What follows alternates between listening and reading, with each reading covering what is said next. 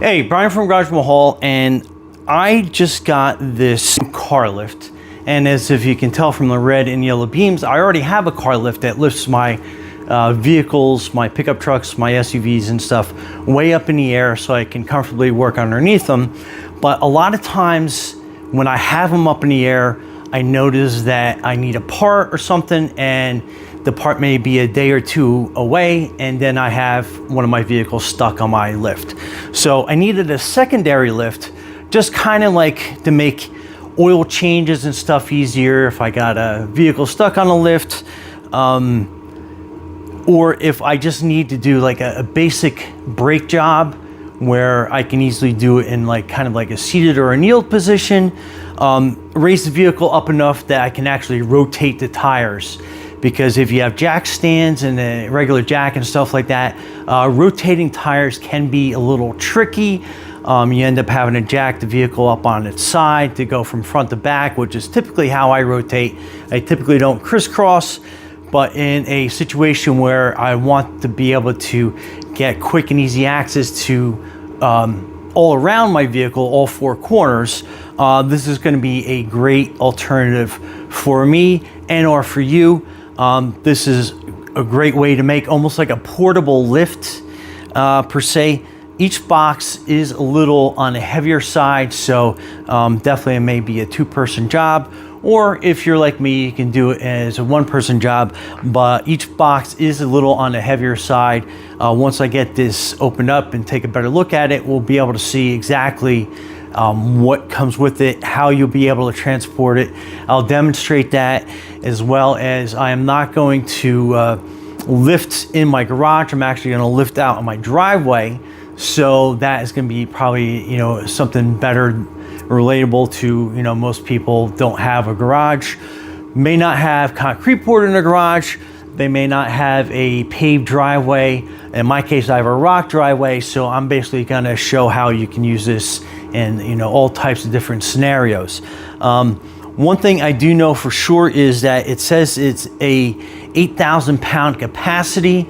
So I have a couple pickup trucks that we can definitely use to test this out and to see how it lifts that and how sturdy that actually is. And again, it comes in three different segments. So you have your left rail, your right rail, and then you have your motor that basically drives the hydraulics in this system. So again, since it comes in three boxes, it looks like it's gonna be pretty portable, but again, we'll definitely check that all out. Anyway, let's open this up, see everything that we get inside, and then we will bring it outside, set it up, and put one of my pickup trucks on it and see how it does. But again, it's going to be basically super versatile for me. Now, basically, I'll have two lifts. For you, this may be, a lift just enough for you to be able to do some work on. Okay, so let's go.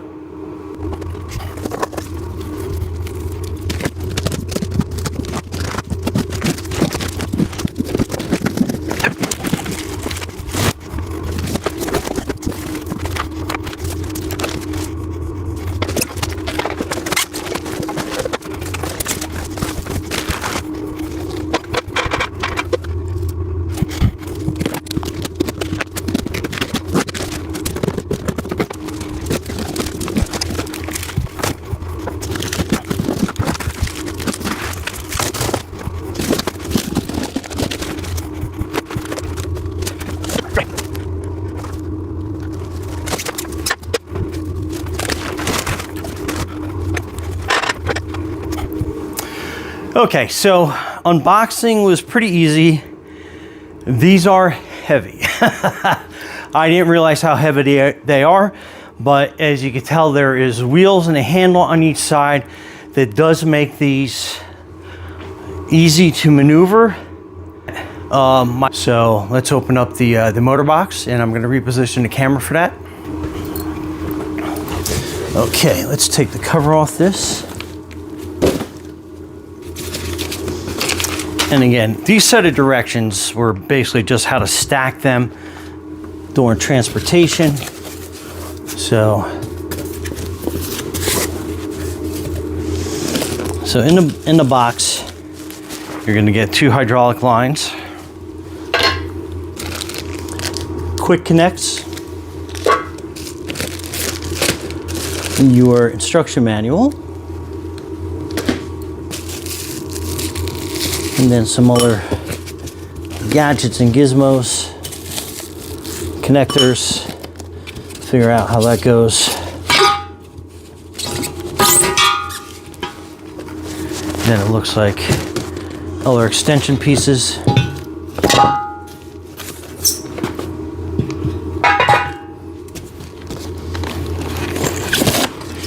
Then these are going to be all your jack points.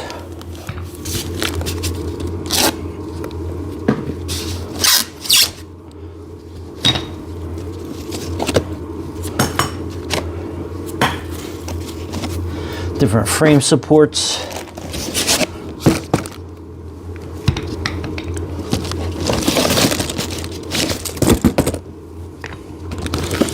More hydraulic attachments. Box of connectors. And then the motor.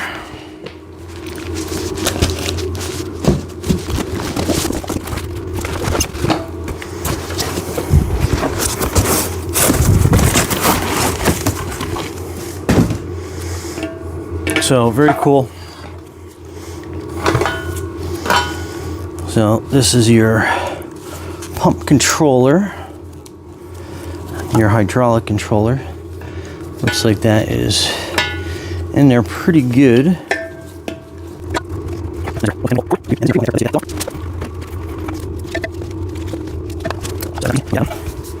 So pretty decent cord. So that's basically your up and your down button, and then these are your hydraulic connections here. So pretty. And then here's your instruction manual.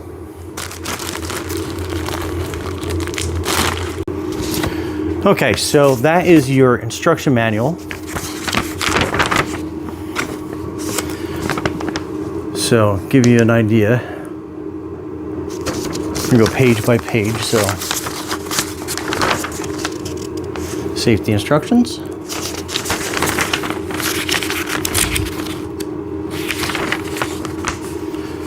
Customer service guide, helpful hints.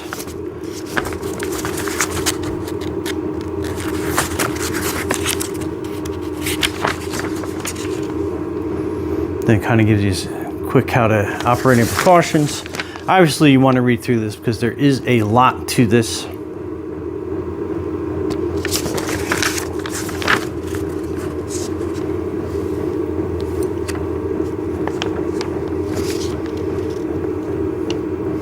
How to set up the pump, how to set up the hydraulics.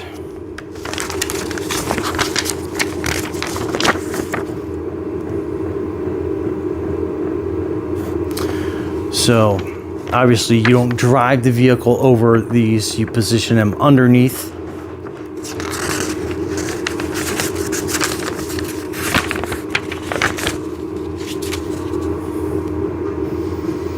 So those are your connection points, hooking everything up to the pump.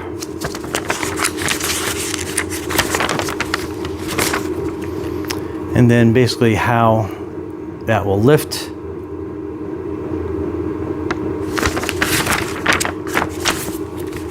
So there you go. So let's start hooking the hydraulics up. So I put the car lift on my lift table so we can get some better views of this, and hopefully I won't jockey the camera too much by bumping into it, but we shall see. So you have this hydraulic line. So this will attach to your piston end over here. So hopefully you can kind of see that clearly enough. So what we are doing is we are going to be disconnecting this line and then this line protector on this side. So we're basically going to have that ready to go. And then you're going to need this little pass-through gizmo. So I put this little washer on. It seems like it comes with 4 washers. So you're going to be looking for all 4 of them. This will only take 2. So basically, oh, and on this end, this bolt is kind of like welded on or fitted on or whatever you want to call it. So basically we're going to take the one washer, put it on like that. Now you have a pass-through hole here. I'll show you at the end what it looks like, but just kind of give you an idea. And it's kind of tight here because you have this section of the lift in there, but you're going to slide on the other washer, which I'm doing my best to get in there with my fingers as it keeps slipping up my hand. Okay, so that goes in there. Now we're going to basically put this other bolt, or nut rather, onto this pass-through bolt. And again, they are pass-through bolts, so you don't want to torque them down too tight, but you want to make them snug. So I'm doing this by hand. And I'm going to get that pretty close in there. I think we're just about there. Okay, we're just... Okay, and this is a 19 millimeter. Okay, the inside is a 20 millimeter. I'm going to put my socket on there.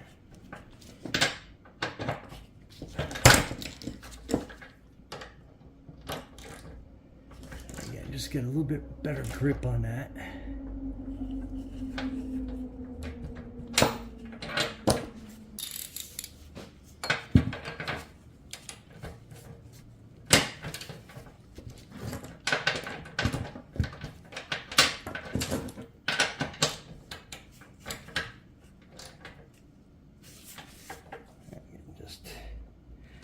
Make it snug so it's not going to come loose on you at any point.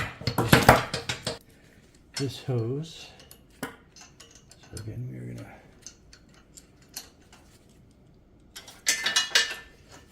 put that fitting on this end. And then we'll get this fitting on here.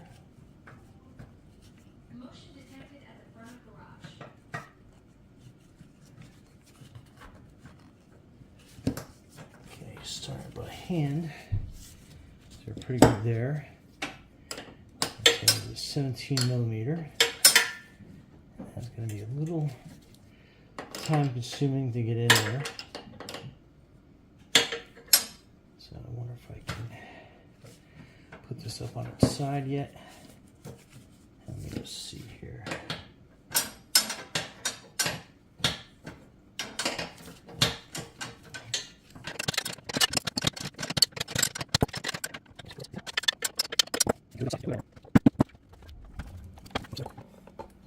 Okay, so we can get a little bit better access down here. So we're going to keep this end as straight as we can, so when we're tightening this down, it'll make a good pressure fit.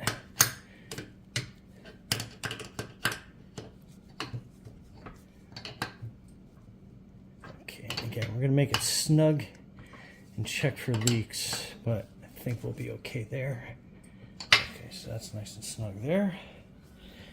Let's get this a little bit shored up a little bit better in here. Okay, I think we're going to use that.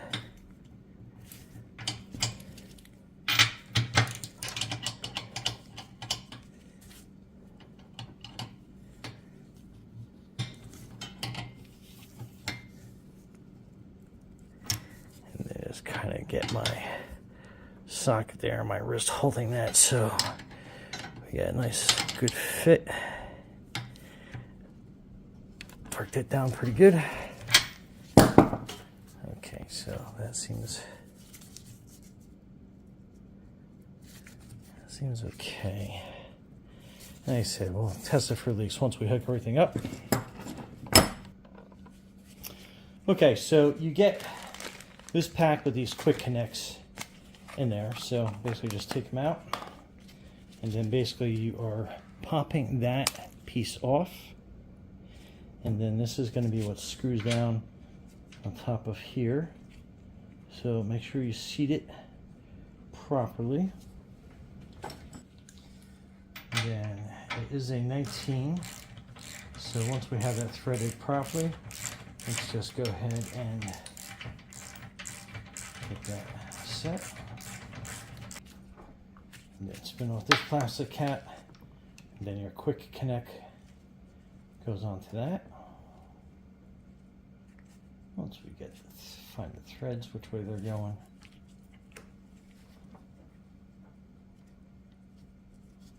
And there we go.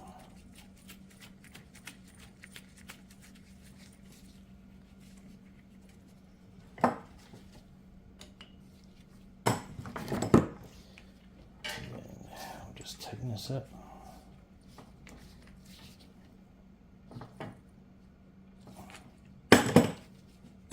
Okay. Test that out. That's good fitting.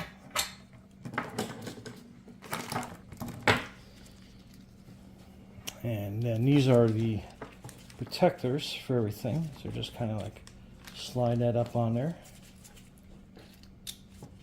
And that'll help keep any fluid from leaking out.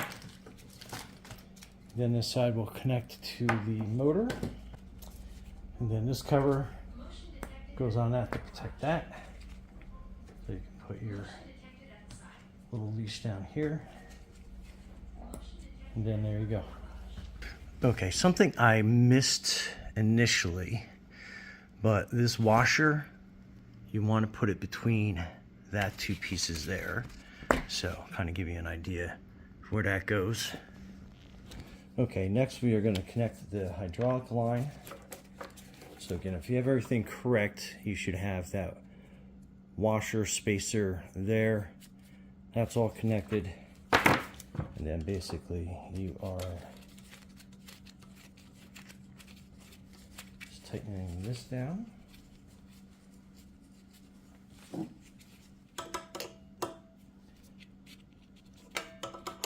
Okay, and again, make sure it's snug. So we're going to check for leaks. Once everything is all nice and hooked up, and then we get this top one in.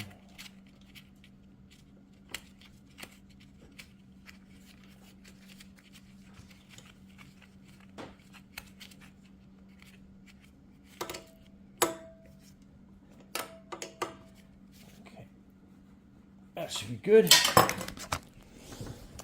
And there it says, please inject 4 liters of 46 grade anti-wear hydraulic oil.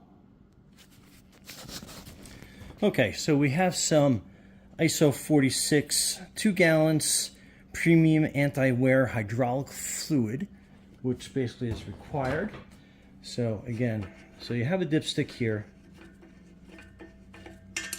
on the end of this, so it kind of gives you an idea of how full you want to make that. So that looks like that's going to be the full mark right there. So let's start pouring, and I can kind of visually see in there how much we need to add. So we'll just keep pouring it slow, get a visual on that, and then we go from there. So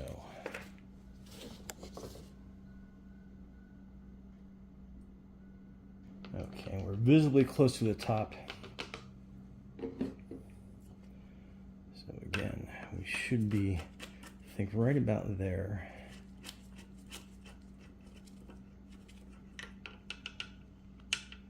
Okay, so we're right, again, hard to see.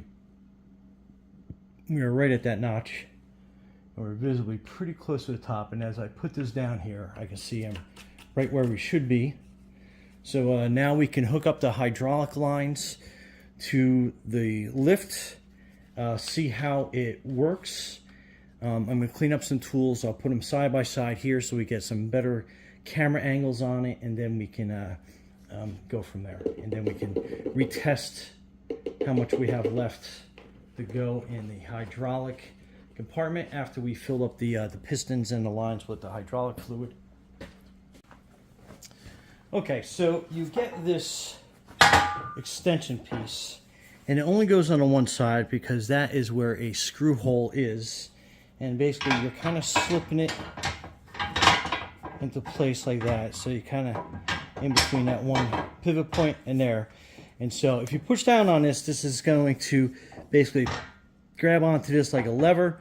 So you put these bolts that come with it in place, and then you have a extension. So if you have a longer frame, like an 8-foot bed or something on your pickup truck, you can extend and get that up there.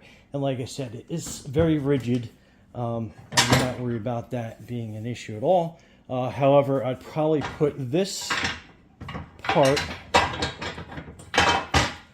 onto like your bedside versus your engine side, just so it's a little bit lighter. But that's just me with a word of caution. Okay, so I have the motor sitting up here, and I'm going to use both hydraulic connections, one on one side, one on the other. So let me just get this one situated. So we're going to pull that protective cap off, pull that off, and then we're going to connect that, make sure you have a good connection there. And then I'm going to slide this hydraulic hose underneath to the other side so we can basically have a good symmetrical test, obviously.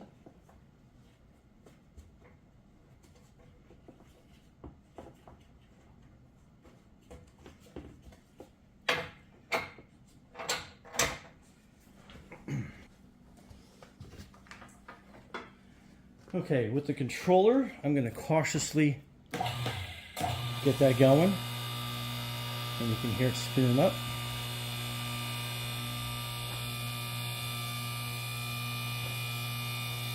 So there you go. We're going to get them to full height so everything is filled up.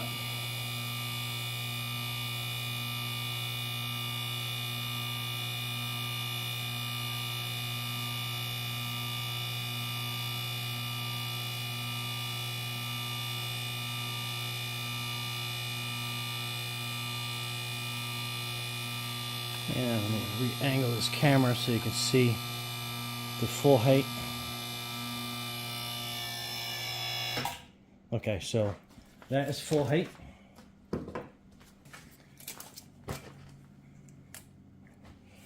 So from a bottom to a flat surface, you're looking at 20 inches in full height just for this.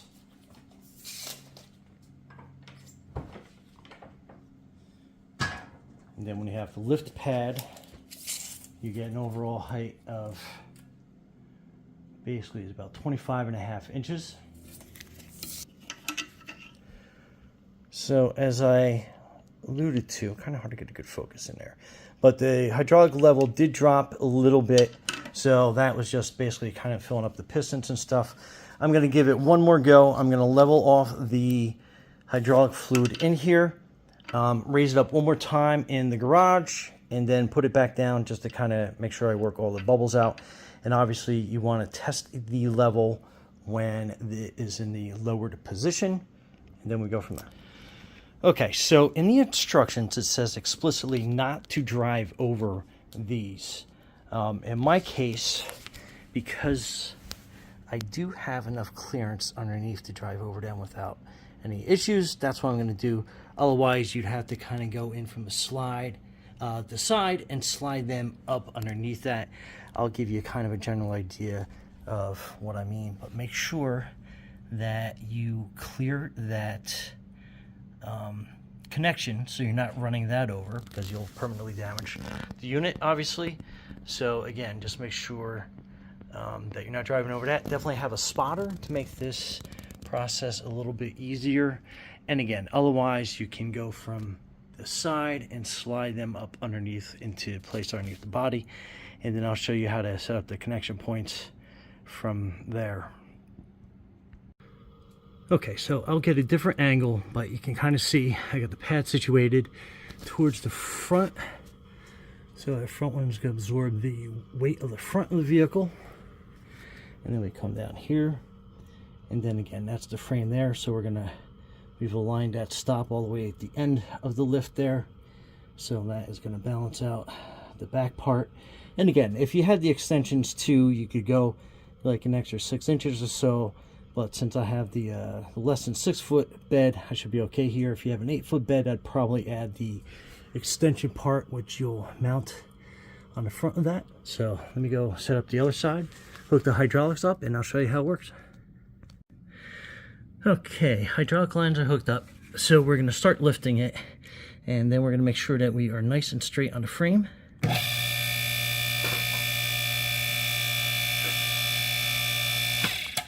Okay, as soon as you get a little bit of movement, stop, and then you are going to check to make sure that you are safe and stable on the frame. So we're going to check. That foot looks okay. That one is not connected yet, but it looks like it's going to sit okay. Let's check the other side.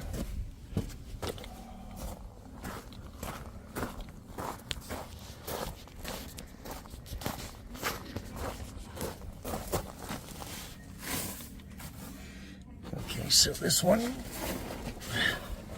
I'm just going to push that in a little bit so it's good. And then we look like we are good on that side. So let's raise it up some more. Okay, so you have these locking pins. And you want to put them through here.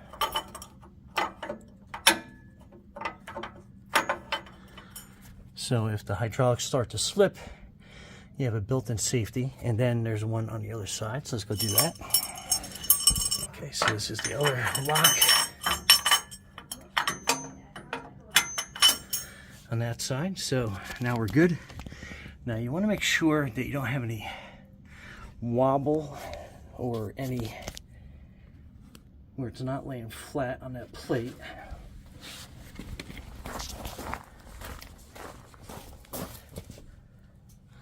So you got to make sure that that foot is nice and stable on there. So we look good, frame looks good. So now we can get to work on doing an oil change, tire rotation, and everything else. So very cool, very stable, very nice. Okay, so our maintenance is complete in our vehicle. So we are going to go down and remove the locks. So that's on that side.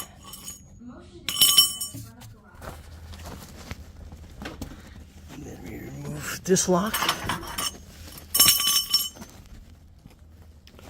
Okay, now that we're all done, make sure the hydraulic lines are cleared. They're not going to get crushed by any tires.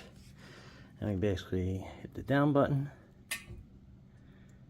And then it'll slowly work its way down. A little bit faster now since you got some weight on it. And we're almost done.